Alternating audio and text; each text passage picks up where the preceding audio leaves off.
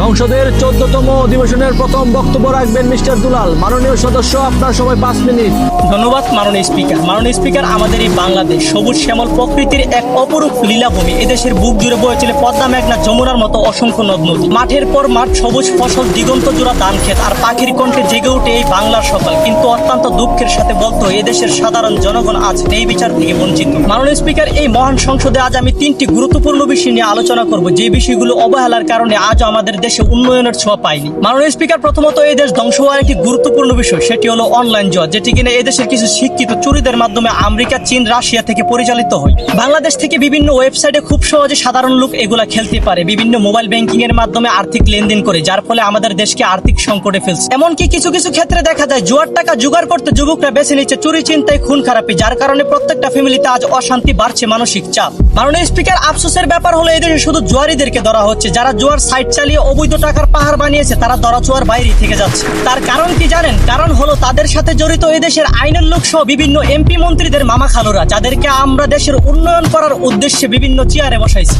দ্বিতীয় নাম্বার বিষয় হলো এদেশের আইন ব্যবস্থা। অন্য অন্য দেশের চোর পুলিশের কঠোর লড়াই, এটা আমরা বই পুস্তকে খুঁজে পাই, কিন্তু আমাদের দেশে সেটা উল্টোটা। চোর পুলিশ একসাথে বসে চা খায়, তারা যেন আপন মারপেটের ভাই।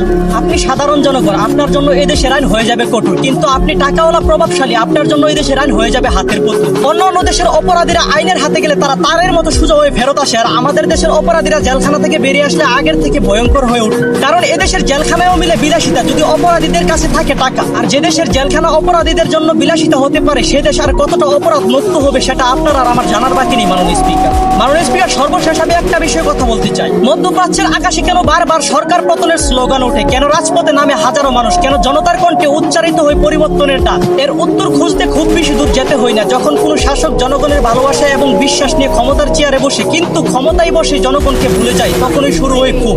যখন রাষ্ট্র পরিচালনার দায়িত্ব রূপ নেই ক্ষমতার অপব্যবহারে, যখন জনগণের সম্পদ রক্ষার বদলে লুটপাটের অভিযোগ উঠে, যখন সাধারণ মানুষের ন্যায্য অধিকার চাপা পড়ে থাকে ক্ষমতাবানদের স্বার্থের নিচে, তখন মানুষের ধৈর্যের বাঁধ ভাঙতে শুরু করে। মাননীয় স্পিকার, ক্ষমতার চেয়ার কারোর জন্য চিরস্থায়ী ঠিকানা নয়। আজ যে মানুষটি রাজপ্রাসাদে বসে রাষ্ট্র পরিচালনা করছে, কাল তাকেও দাঁড়াতে হতে পারে ইতিহাসের কাঠগড়ায়। কারণ জনগণ হয়তো কিছুদিন নীরব থাকে, কিন্তু চিরদিন নীরব থাকে না। মনে রাখতে হবে, দেশ কোনো ব্যক্তির নয়, দেশ জনগণের, রাষ্ট্রের সম্পদ, কারো পকেটের নয়, দমন নয়, দরকার নেই বিচার। কারণ ইতিহাসের সবচেয়ে বড় শিক্ষা হলো, জনগণের বিশ্বাসে যে ক্ষমতা আসে, সেই জনগণের বিশ্বাস হারালে ক্ষমতার ভিতরে একদিন নড়ে যায়। তাই চলুন আমরা দেশটাকে এমন ভাবে গড়ে তুলি যাতে করে ফেসিবাদীদের মতো 24শে জুলাইয়ের সম্মুখীন হতে না হয়। ধন্যবাদ মাননীয় স্পিকার।